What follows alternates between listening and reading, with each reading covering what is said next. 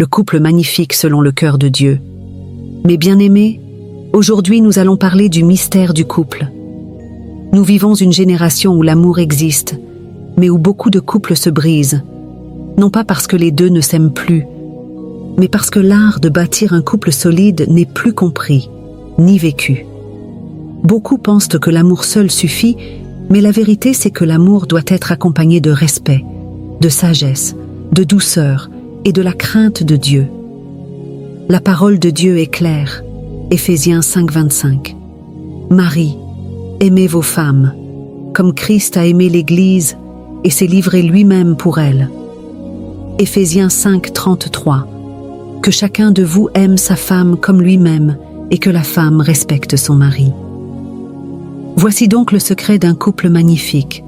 L'homme doit aimer avec sacrifice et patience. La femme doit respecter avec douceur et honneur.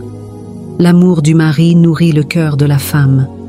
Le respect de la femme fortifie l'âme de l'homme. C'est une danse divine où chacun apporte ce que l'autre désire le plus. Pourquoi beaucoup de couples se détruisent-ils aujourd'hui? L'incompréhension.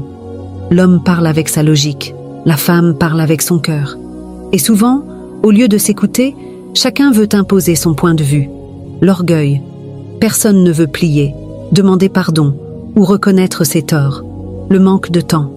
Dans un monde pressé, les couples ne nourrissent plus leur complicité. Les blessures du passé. Beaucoup entrent en couple avec des cicatrices non guéries, et elles deviennent des armes contre l'autre. Femmes, écoutez ceci avec amour et humilité.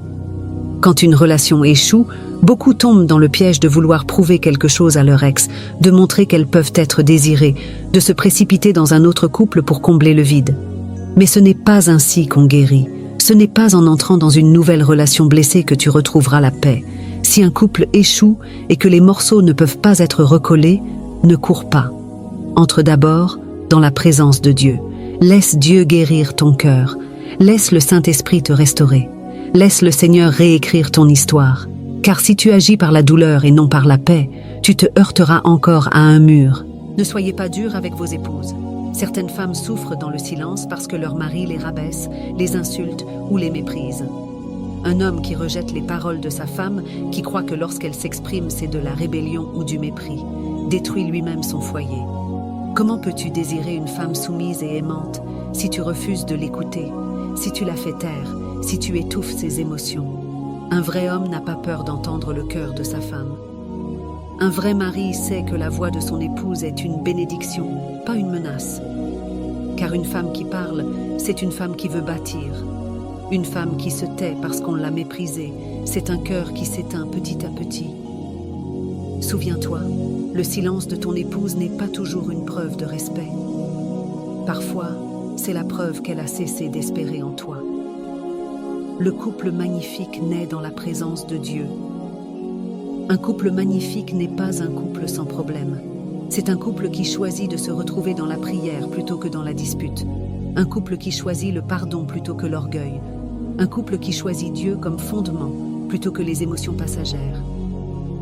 Quand une épreuve secoue le foyer, ne courez pas d'abord vers les amis ni les réseaux sociaux. Courez dans la présence de Dieu. C'est là que les cœurs se restaurent et que les yeux s'ouvrent. À toi qui as connu une rupture, à toi qui as souffert dans ton mariage, écoute ceci. Ne laisse pas la douleur te pousser à prendre des décisions précipitées. Ne cherche pas à prouver à ton ex que tu peux être heureuse sans lui. Ne cherche pas à te jeter dans une relation par peur de la solitude. Rentre dans la chambre secrète de prière. Dis au Seigneur, guéris-moi d'abord et écris toi-même la suite de mon histoire. Car si Dieu est ton fondement, ton prochain couple ne sera pas une fuite mais une bénédiction. Un couple magnifique n'est pas bâti seulement sur l'amour humain, mais sur la sagesse de Dieu. Hommes, aimez vos femmes comme Christ. Femmes, respectez vos maris avec douceur. Et si la vie vous brise, n'allez pas prouver par vos forces.